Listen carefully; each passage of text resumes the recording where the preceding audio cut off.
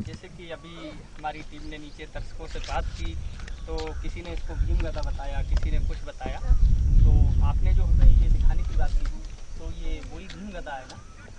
हाँ, लोग यहाँ को देहाती भाषा में तो भीम गदा बोलते हैं, मगर ये सही में भगवान शिव का मंदिर है। देख रहे हैं आप, शिवलिंग शिव।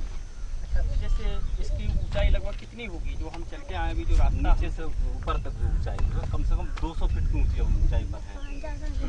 अच्छा, जैसे मैं देख रहा हूँ यहाँ पे श्रीपाल जी, ये सीमेंटेड, ये चुनाई, कहीं कच्ची मिट्टी, तो ये जो सीमेंटेड है ये पुराना है या अभी हाल फिलहाल में कराया गया? नहीं, ये सीमेंटेड जो है, जैसे जहाँ बरसात में जो ईंटें उखड़ जाती हैं तो वो सीमेंटेड लगाई है, ये तो नहीं है, केवल मरम्मत कार्य है ये।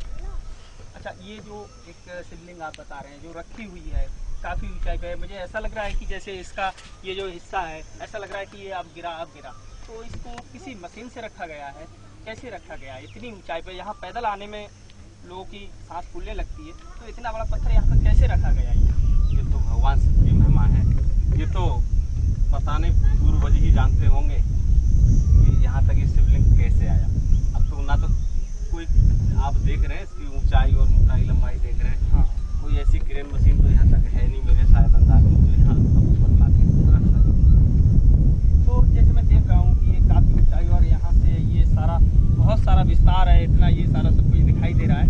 ये सब क्या है? पूरा जंगल जैसा ये सब इसी का मतलब कोई खिलाई है या ये सब खेती बनाई हुई है? ये खेती तो अब बन गई है, खेती में तब्दील होगी। पहले ये शहर था द्रौपदी नगर, ये सब वीरान हो गया। जैसे भूकंप आता है, जैसे कहीं ऐसे शहरों में भूकंप आ गया तो सारे तहस नहस हो, उसी तरह से ये शहर था। इसके बारे में जानना चाहूँगा। जैसे आप कह रहे हैं कि ये शिवलिंग है, कुछ लोग कह रहे हैं कि ये भीम गदा है, तो देखने में इसका आकार तो शिवलिंग जैसा ही लग रहा है, तो इसका ये जो हिस्सा है इसका, ये ऐसा क्यों है? इतना पत्थर इसमें से कहाँ गया है? शिवलिंग का आकार बिल्कुल सीधा होता है, तो ये बताते हैं, हमारे पूर्वज ये बताते थे कि जब सावन का महीना था, सावन में जब बरसात का महीना था, तो इस पे कोई काला नाग ये बैठा हुआ था, तो आकाश की बिजली जो गिरी थी उस सर्प के ऊपर, तभी इसका हिस्सा टूट गया था और टूट के वो नीचे जा गया। जो नीचे अभी रास्ते में हम लोग आ रहे थे तो रास्ते में एक पत्थर मिला था, तो वो इसी का टुकड़ा है? इसी का टुकड़ा है।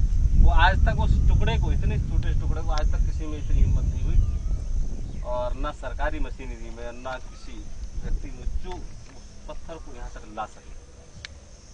और एक बार जैसे पत्थर था, अब तो बहुत कम तिरछा है, बहुत ज्यादा तिरछा था, बिल्कुल गिरने लायक हो गया था यहाँ। तो लोग ये सोचते थे कि अब ये गिर जाएगा, ये अभी ठीक